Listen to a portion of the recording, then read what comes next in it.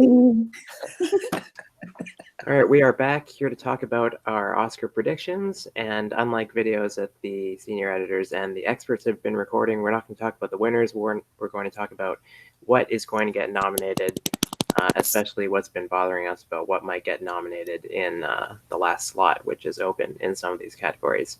The first one that we'll talk about is Best Director. Then we'll move on to all of the other above-the-line categories in the main 8 races. So in Best Director, I think we all have Alfonso Cuarón, Spike Lee, Bradley Cooper, and we kind of vary on the last couple slots. The one I can't figure out is Adam McKay versus Pavel Pavlovsky. Amanda, you have Adam McKay, and Rob, you have Pavlovsky, I believe. Mm-hmm. And then, Zach, you have Pavlovsky, and Rob, you actually have both. Now, what's funny about this choice is that it's not actually a decision that any individual director's branch member is going to be making, I would think. But I don't know which camp has more support. So we all agree on the top 3, but then we're like, we differ on who we have the last 2. Is that, do I have that correctly? Sort of. I mean, Yeah. I'm trying. I've got a lot of variance in my. So I've been sort of switching back and forth because the hardest thing to predict is a surprise Best Director nominee. Because it happens a lot. And you just kind of like it's easy in hindsight to say, oh yes, of course Paul Thomas Anderson was going to get in because Adam Fred did so well. But like at the time, we were all kind of like, okay, is it going to be Sean Baker? Is it going to be Luca Guadagnino? Is it going to be, you just sort of, you're throwing. It's hard to go with the DGA 5 this year when the BAFTA kind of threw a wrench into this. And I mean, Yorgos Lanthimos, I think, he's been on the Oscars radar. He was nominated for Screenplay.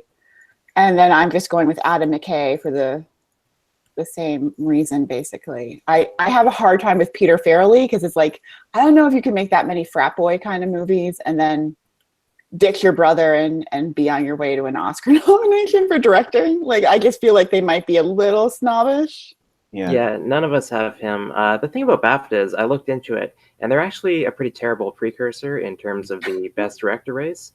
So before 6 years ago, BAFTA nominations were decided by the entire Academy, so they're irrelevant. But in the last 6 years, out of their 30 nominees for Best Director, only 16 of them have gone on to Best Director nominations at the Oscars, and 15 of those 16 were nominated by DGA anyway. So they never really tell us anything. So the only exception is Michael Haneke for Amour. And there are obviously a lot of parallels with him and Pavel Pavlovsky for. There have been 5 instances where someone's since 2000 been snubbed for DGA and gotten a BAFTA nomination. The good news is they're all European. So for Yorgos and for the man from Poland whose name I cannot pronounce. Pawlikowski. Can't do it. Sorry, I guess that's it. So I mean, there is hope for one of them, and I think Yorgos is probably the most likely since his picture is probably going to be in the Best Picture lineup. Well, here's the thing about Yorgos, I think, is for every person who likes his directorial choices for The Favorite, there's another person who thinks that it almost ruins the movie. Like maybe there's one too many fish-eyed lenses in the film. So I think he's vulnerable, and the fact that he didn't show up at Golden Globes, when they kind of went for that movie in a big way, I think speaks to his vulnerability.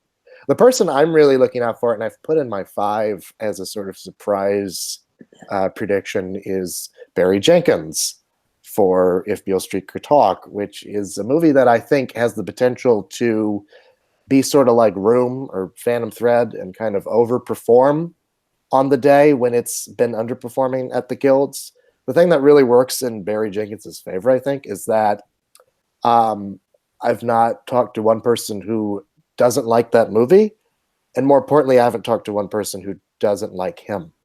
Like, he's an incredibly nice, affable, enthusiastic individual.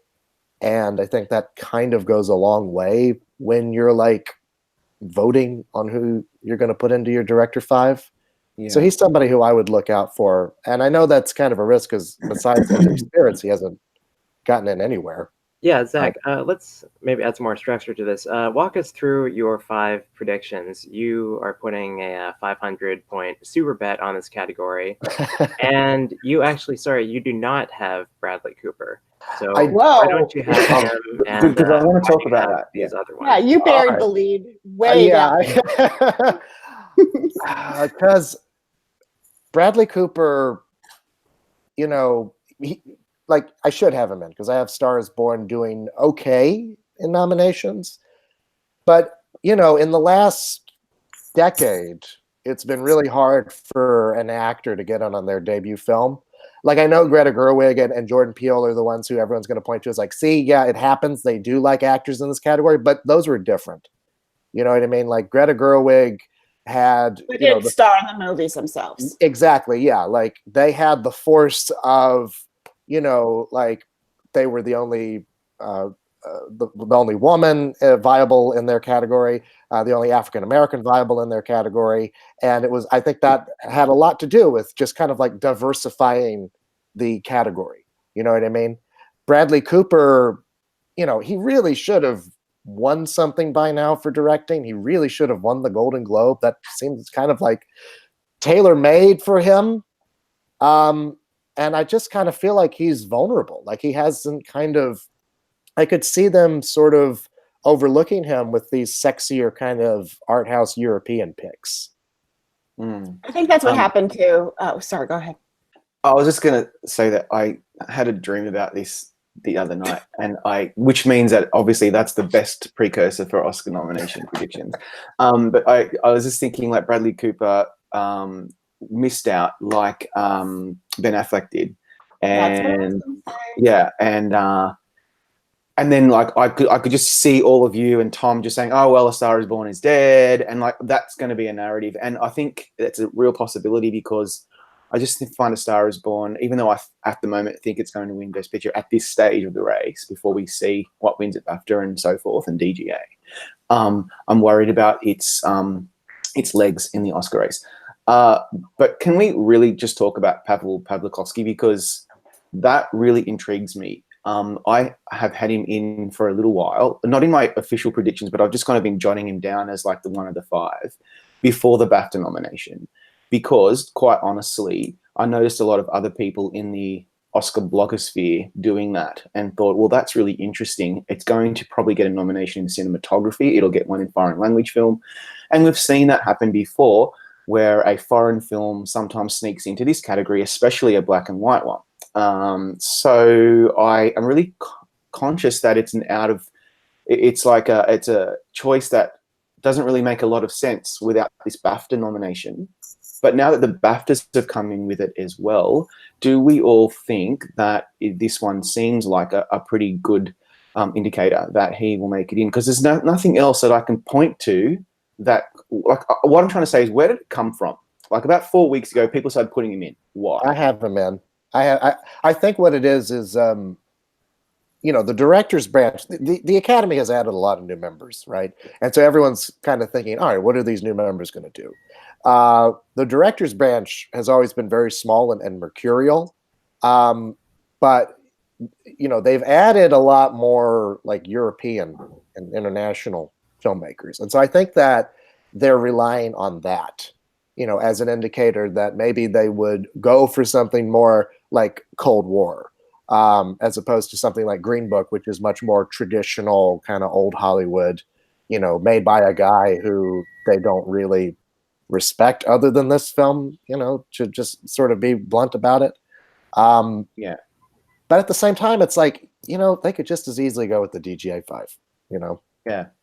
They did last year, which is unique that they went for the exact 5. Well, except for McDonough. Oh, that's right. I'm sorry. I try to block that out of my memory. I do worry about Bradley Cooper, and I think one thing to look at that Bradley Cooper has in common with Ben Affleck, who was snubbed, and even if you want to say Denzel Washington, who was snubbed, is one, they starred in their films, and 2, they were also like former sexiest men alive. So it's kind of that slap the stud Like, okay, you can't be good looking and be a best director nominee kind of a thing. So I could see it happening. I can't make that prediction because he's not missed anywhere. But I have Spike Lee, Alfonso Cuarón, Bradley Cooper, Yorgos Lanthimos, and Adam McKay. I'm just playing it safe. I know it's boring, but I would love to see either like Barry Jenkins sneak in. I think that would be a good nomination. You know, if all these other branches really go hard for Black Panther and Ryan Coogler got in, I wouldn't be too upset because I love all of his films. So to be that young and direct a $200 million franchise, yeah. I feel like though that's what's going to hurt him in terms of getting that, because he's really young, and he's in a worse position right now than Spielberg was when he got snubbed for Jaws, you know, or Chris Nolan for The Dark Knight, because they at least got DGA nominations. I feel like probably the thing that's standing in Coogler's way, even more so than the age and the success of the movie, is that I think that by and large directors look at those movies as being like for hire jobs, you know, like he wrote it also. So I know, but that's how they look at it. Yeah, I agree. I think that's what the perception is. So often they're made by TV directors, and I think there's a reason for that, because they want it to kind of fit into, you know, the mold of what they've already done before. This movie is different, you know, like it succeeds in large part for the things that he brought into it, but I don't think they recognize that. And we'll talk about that in some other categories soon. Yeah, it's really nice for him to be in the conversation, and at worst it will set him up for the next film he makes that is outside of the Black Panther franchise. Yeah. Zach, you mentioned the other categories. I'm concerned that we'll never get to them. So let's do final thoughts, starting with you, Zach. Final thoughts. I do wonder, you know, I mean, there has been a lot of chatter about like the absence of women in this category up until now. I think that, you know, there's a lot of talk around Deborah Granick, but I kind of wonder where the talk for Mariel Heller is, because she's directed a movie that's probably going to get 3 Oscar nominations. So, you know, you would think that would be like the natural one to go to. I would love to see Lynn Ramsey personally pop up. I would love to see Suzanne Bier get nominated for Bird Box, because I know it's not going to happen, but hey, a lot of people watched it during Oscar screener time. So if you want to talk about a movie that could just pop out of nowhere, like Also, just look out for. I'm just going to throw it out there, Paul Schrader, but you know, it's wishful thinking. So All right, Rob, what do you have to say? So just following up from what I said earlier, this category always fascinates me because the directors sometimes do go out on a limb for something that we're not expecting. I'm thinking of Fernando Meirelles in 2003 for City of God, and Michael Haneke for Amor, and just they sometimes do go foreign. A lot of European directors have won this category for American films or European films. Obviously, in the last 6-7 years, Mexican directors, especially the 3 of them, have just dominated and will likely dominate again. That's very exciting to me. And also on the woman director front, I'm always of the view that it should always be about merit. I understand that you know, we do need to prop up minorities and women because they don't have the same opportunities. But I'm always like, it doesn't matter to me if you're white, black, Hispanic, female. I don't care as long as the film's great. But I do believe that even though I didn't like Leave No Trace, it was a very well-directed film. And if that was directed by a young kind of whippersnapper type filmmaker, a male, I think it probably would have done better. For some reason, there's just this disconnect for women directors, and Deborah Granick should really be in the conversation. So anyway, apart from all of that, this category is very interesting, and I hope Pavel Pawlikowski makes it in, just because it will make it even more interesting. And Amanda? The safer you seem is usually when you start to get left off, because if you remember when Ben Affleck got left out and Michael Haneke got in there was probably a lot of people, because it is a ranked ballot, who are like, you know what, Ben Affleck's safe. I'm going to give my #1 vote to Michael Haneke and put Ben Affleck second or third. And that is something to look out for. That's how people get snubbed in these categories. That's how it could happen to Bradley Cooper. Everyone's going to nominate him. I don't need to do it. But it'll be so nice to see Spike Lee make this will be his first directing nomination. And I want the storyline to change to him winning. Me too. Me too. It might happen. It might. I think it's about to change. I hope. I've been predicting it since August. So Yeah, Me let's watch for that too. shift. If Black Klansman does well across the board, it's going to happen. Okay. Yeah, we can do that later. I don't know about that, but I'll say about Bradley Cooper. I mean, Denzel Washington and Ben Affleck not getting in. I feel like that was the director's branch trying to right the ship, whereas I don't know what a snub of Bradley Cooper would accomplish. In terms of Yorgos Lanthimos, I feel like he is just our next Luca Guadagnino or Todd Haynes or Tom Ford, who's directing kind of a more edgy movie that might appeal to BAFTA, but not necessarily kind of the more mainstream taste of the DGA and the Oscars. Maybe gets in at Critics' Choice, the Globes, but doesn't really go all the way because, like once I saw The Favorite, I felt like I kind of understood why it has not been doing as well as we expected this award season, you know, missing SAG Ensemble and, you know, not picking up many Critics' Choice wins and that kind of thing, because it is a weird movie. In terms of Peter Farrelly, I think he's an easy miss because the director's branch, they do like to kind of say, shame on you if you have some kind of controversy, like Martin McDonagh last year or Catherine Bigelow previously. You know, whether it's earned or not, I feel like they've got their kind of standards for whatever reason. Who I've actually got in fourth is, you know, First Reformed for Paul Schrader, because not that I've seen First Reformed yet. I only found out recently that Paul Schrader is actually, you know, this legend who's part of the Old Boys Club, but he's somehow never been nominated. And I feel like he is kind of like Paul Thomas Anderson last year, where he's got this acclaimed film, and he's somebody who's in the club already, who I think they will more easily embrace than, somebody like Yorgos Lanthimos. And then for the last slide, like I said, I don't know if they're going to go for Adam McKay, who didn't, you know, direct the most acclaimed movie, but I feel like since he is kind of an older guy, then they've kind of accepted him already. And they didn't snub, you know, Martin Scorsese for The Wolf of Wall Street, even though that was kind of, you know, a similar tone and not necessarily that acclaimed. And then in terms of Pavel Pawlikowski, I said there are a lot of similarities to Amour, like how they also kind of had their introduction to the Oscars a few years ago, where Ida won foreign language film, got a cinematography nomination. Then Michael Haneke, he had The White Ribbon, which was in foreign language film, got a cinematography nomination. Plus, one more thing that helps him is that he won Best Director at Cannes. And I feel like that was kind of the only thing that brought Bennett Miller back into the conversation after we all dismissed him a few years ago. So, I hope you're right about Schrader. That would be wonderful. It's my second favorite movie of the year. So wow. I don't think that the screenplay branch is as sympathetic to that kind of thing or as receptive to colder films, like how they did snub Phantom Thread last year, even though that movie got a lot more attention for its screenplay than its direction. So I've got The Death of Stalin in original screenplay for my fifth slot, and I assume that we all have the same for the other four slots. Wait a minute, did you say an original for Death of Stalin? Right, and adapted. That's good. You know, the four front runners are Black Klansman, If Beale Street Could Talk, Can You Ever Forgive Me, and A Star Is Born. I've had Death of Stalin for a very, very long time. I only took it out last week, and I just put in Black Panther, but I'm not at all convinced that that is going to happen. I'm just kind of going out on a bit of a limb that we'll see like another superhero movie make it in here after Logan did.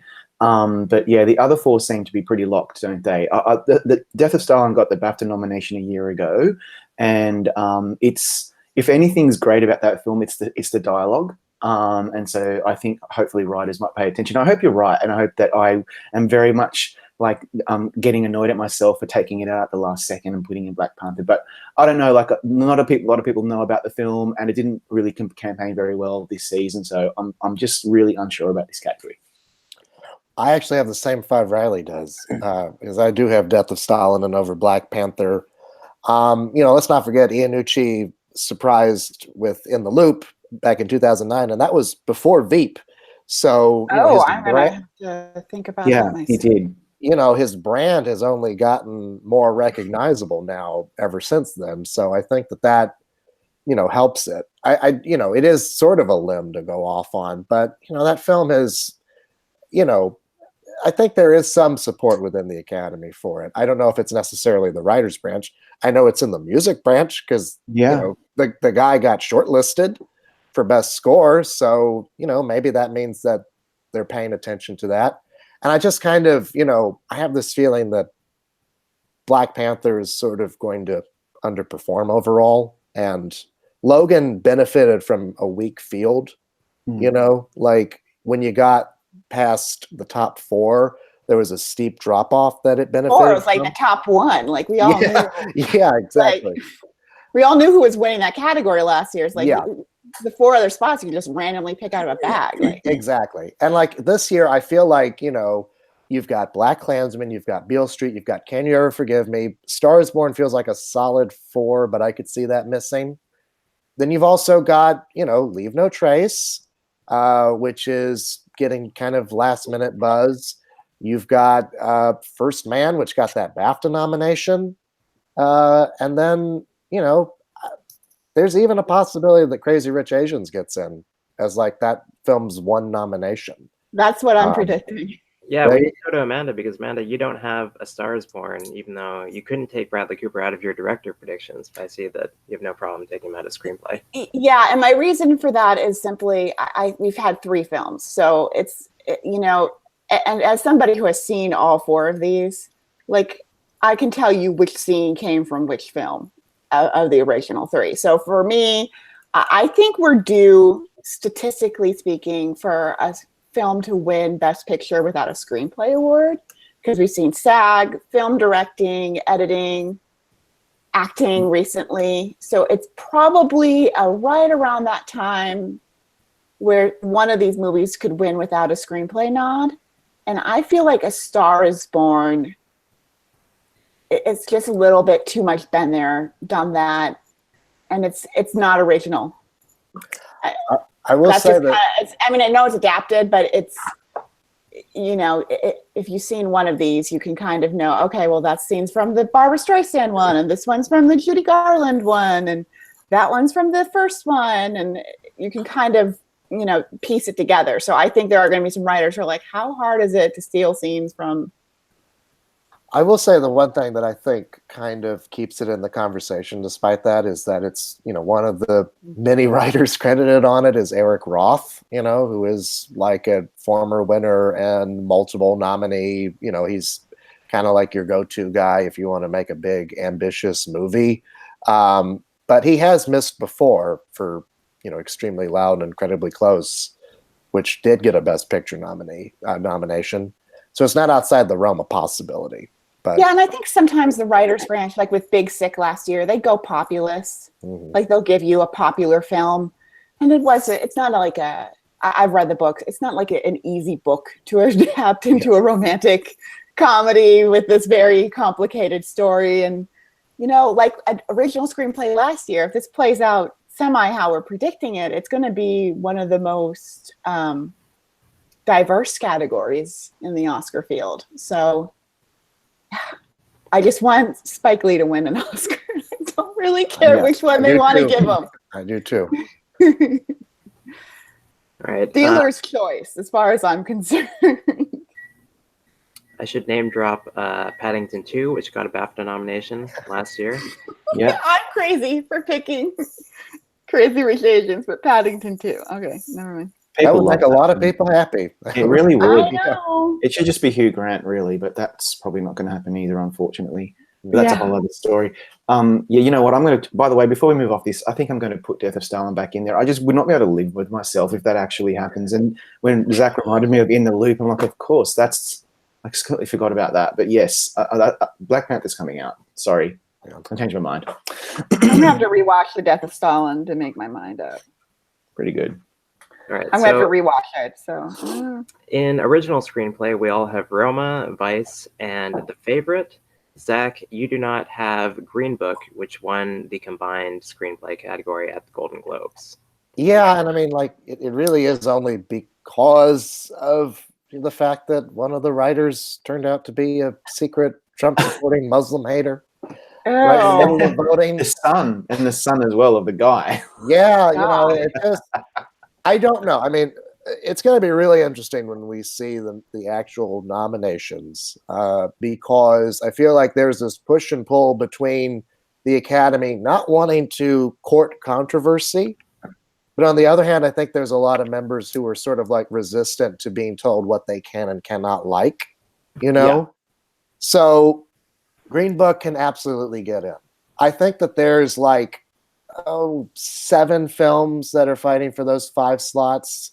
You know, the last 2 that I have in there are First Reformed and 8th Grade. First Reformed is more of like a passion vote, I think. 8th Grade, I think, is vulnerable, but it does reek of The Big Sick, where it's like, all right, we like this movie. This is the only thing it's going to get. The one that and I think one thing to remember. Oh, sorry. Go ahead. I was just going to say, like, my number 7 is A Quiet Place, which, did get the WGA nom and did get Critics' Choice and has, got some passionate support behind it. But, at the end of the day, I wonder if it might just be too silent for them. Well, I don't think it's too silent for the writers. And remember with original screenplay recently, they really have underlined and bolded and highlighted the word original. Yeah. And they like original ideas. So I think the fact that A Quiet Place, kind of like Get Out, is this original idea, makes sense why it might just sneak in there, and it's its last spot. So that's kind of how I decided just to go with it. I think the fact that it did so well at the box office helps it. So yeah, I just don't know where to put it in over 8th Grade or First Reformed, because 8th Grade does. I mean, it's like, on the one hand, like, I know there's support for that movie, but on the other hand, I don't know if it's just on the internet or if it's in the actual Academy. Yeah. I had First Reform for ages and just took it out recently because I just felt like it's really petered off, and I think it's going to end up with nothing, which is so sad. And of all the things about First Reformed, the screenplay is the thing that I was most impressed with, and I think most people would be impressed with. But I just have a feeling that Green Book is such a crowd pleaser. And as I always say on all of these slugfests, to borrow Anne Thompson's originally coined term, the steak eaters will love it. And the steak eaters in the writers branch will love it, I think. And whatever problems you may have with the film, I can even acknowledge that it was actually a really enjoyable watch. And I don't think it was necessarily well written though, but it was good. And so I expect it to make the cut. 8th Grade, I think, will get that one. It's like that, like The Big Sick. It's like that one film that's just a writer's film that gets the little consolation prize. The Favorite. If The Favorite doesn't make it in, I'll be absolutely devastated. That's the best. The best thing about that film is its writing. Roma obviously is in, and Vice, I think, too. So I don't really have a lot of issues with this one. I think to me, it seems like a bit of a no-brainer. yeah, and I do worry a little bit about Green Book because it is the Driving Miss Daisy with dudes. So if enough writers think that and don't rank it in their first 2, it wouldn't be the biggest shock if it got snubbed. Just fine. Yeah. Now let's move on to Best Picture. So you guys are all predicting 10 nominees according to your predictions in the Prediction Center. I think we have that to. has never happened. Yeah, I mean, if you can, why Pick not up the pick 10. 10? You have to You put in can the pick 10. 10. Why not I pick think 10? it could be 10. I mean, you'll get more Yeah. points for sure, but Yeah. You're better off putting it's in not 10. going to happen. No. Yeah. But No, at you least might as well put in there's 10 only because you 7. could pick 10. Yeah. Yeah. Put in 10 and then see what happens. Is I what don't- you should do. I try to be more honorable than that. No. Well, hear all right, it's I would say necessary. there's So a Canadian. solid 7 for me. Yeah. I think there's a solid, I'd agree, 7. All right, Yeah. let's hear it. Maybe Zach. 8. What are these solid 7 that you're talking about? Black Klansman, A Star Is Born, Roma, Green Book, Vice, The Favorite, Bohemian Rhapsody. Okay. Then I think there's also, if Beale Street Could Talk, could be like Room, or it could be like Carol or Far From Heaven. I might be overestimating that. I think Black Panther is vulnerable to miss. I can see that happening. I only have it getting into 3 other categories right now. And I don't want this to happen because I know that I'm basically predicting the best popular film category to happen next year. Yeah. Even though, you're going to have Star Is Born and Bohemian Rhapsody, 2 wildly populous movie, so it's not as if they're ignoring popular films by not nominating Black Panther. But I see no evidence that this new Academy is going to give enough #1 votes to Black Panther. I think it can happen. I have it in my 10, but I can really see it missing, especially since I don't have it in directing, writing, or any acting categories. And then my 10 is First Man. Yeah. It's funny that Black Panther, it only got one BAFTA nomination, obviously, but that was in one category that the guilds actually snubbed it. It didn't get a Visual Effects Society nomination. I think it's getting snubbed in that category at the Oscars. Like, I wonder if this will be kind of a reverse Nocturnal Animals situation where it gets 9 nominations one place, and then it gets 1 nomination at the other one. It's not even. I agree with that, Riley. And I think like any other year, and I hate using that phrase, but any other year, yeah, I think Black Panther would be in a lot of trouble. But I think the threat of Best Popular Film is probably going to help push this movie into people's at least #2. You want the 1 and 2 votes. So I think enough people are afraid of that they might give it enough votes or support to move this movie into at least the top 9. But it might also be, what I was saying earlier about people not liking being told what they're supposed to like. I mean, they might be resistant to, like, well, what do you mean I have to like Black Panther? I don't like Black Panther. These are the same people who gave Best Picture to Birdman, right? Yeah. I like Birdman. Yes, but I'm saying That's it's a movie. It's a movie about how superhero movies kill creativity. But what does it? I mean, is the argument that the Academy's membership has over the last 3 or 4 years? There's been an influx of actors and producers and performers from African American background. Does that help the film? They will obviously be very proud of this great accomplishment by Coogler and his team, and it's an African story. All that stuff could help it. It's not just a superhero movie. There's other dimensions to it. I do, and I think when you look not just at what the cast is, if you look below the line, he made an all-inclusive film as far as minorities and diversity and who's doing cinematography and costumes and everything involved in this movie down to the music.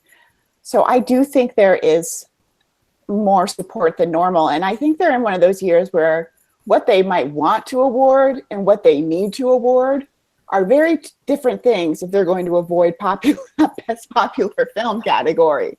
At the same time, I think they might lean a little more populist this year than they would a normal year. At the same time, though, I mean, if you're using that argument, like they also have Black Klansmen to vote for, and they also have Beale Street to vote for. And also, by the way, I mean, it's not as if we should assume that they're all going to vote for movies with Black people in them. I mean, they could just as easily vote for The Favorite.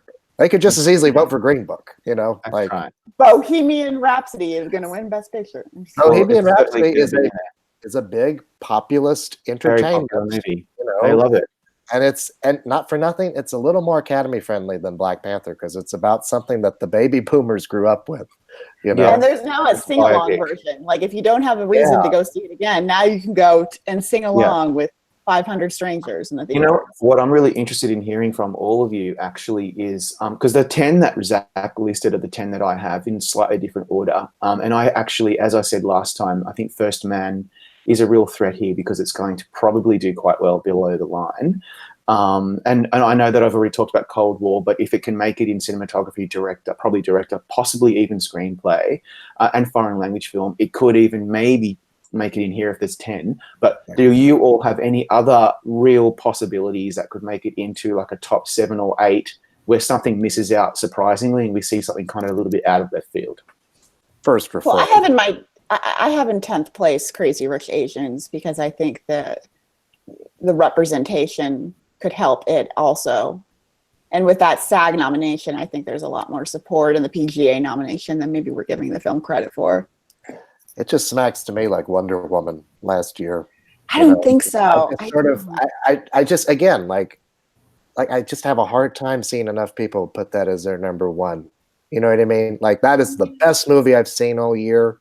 Mm. If there were 10, you know, if they really wanted to have movies like Black Panther and Crazy Rich Asians nominated, they need to go back to 10, like a solid 10, and have the voters list 10 movies. Yeah, Because I think that if you were listing, like, okay, what 10 movies of this year did I like, you probably would find room for Black Panther and Crazy Rich Asians, you know, and you probably should, if you're talking in terms of like cultural impact and movies that like people talked about.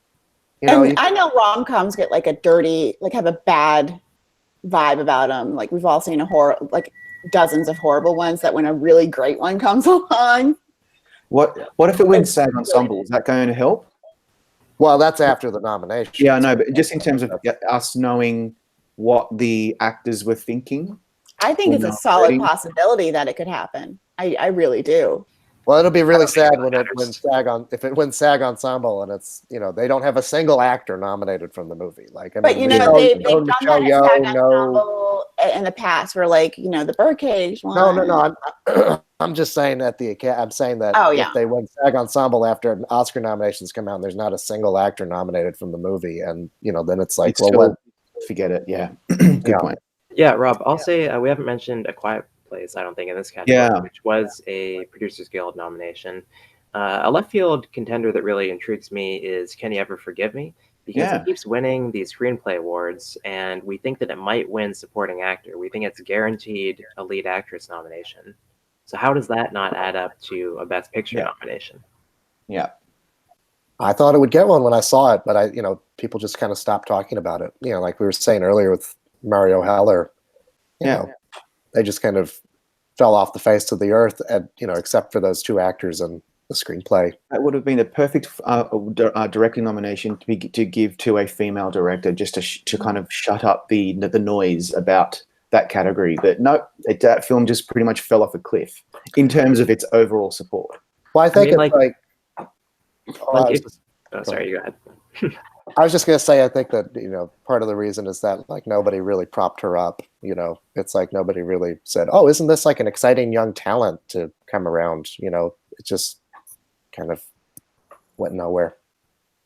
Like, I think If Beale Street Could Talk is actually in a very similar position, but we give it a lot more credit because it's Barry Jenkins and because he won for Moonlight last time, which is, you know, a fair point. But that's a movie that keeps winning screenplay awards. It might win supporting actress. Probably will get nominated for score, but you know, it didn't get a Producers Guild nomination. It missed ASC for its cinematography. So I'm not really sure why there's a disconnect, but all these things aren't adding up. I think the best thing for Regina King, she needs two things. One, she needs SAG and BAFTA to split, so there's not a consensus. And two, she needs, for if Beale Street Could Talk, to get into the Best Picture race, because she needs the boost of being in a Best Picture nominee. So I'm holding out hope it happens because I love her so much. Well, I think also, not for nothing, it's like it did, before it sort of took a nosedive at the guilds, it did perform very well at the Independent Spirit nominations, which, you know, we haven't really talked about the disconnect between the Indie Spirits and this year's Oscar race, because for so often everyone said, oh, well, it's got to do well there in order to be a Best Picture contender. But really, I mean, I think aside from Beale Street and possibly First Reformed, you know, there's not really anything from the Indie Spirits I can think of. I mean, because they didn't go for Black Klansman, and you know, certainly in the director race, nobody there other than Barry Jenkins and possibly Paul Schrader is really factored. So, you know, I think that's kind of what would help it, but those seem like such an afterthought now because, you know, they don't have a connection to the Best Picture race. Yeah, in Best Picture, I'm always intrigued by the possibility of us having 5 nominees, since it's supposedly a possibility, but we keep getting nominees like The Post or Selma or Extremely Loud and Incredibly Close that only get one other nomination. It's usually acting. Yeah, it seems like it's just always going to be 8 or 9. So that's why I'm concerned about Black Panther. I'm concerned about The Favorite. But I think if we have 8 or 9 slots, then they're in for sure. All right, let's end this one and do acting in a separate video.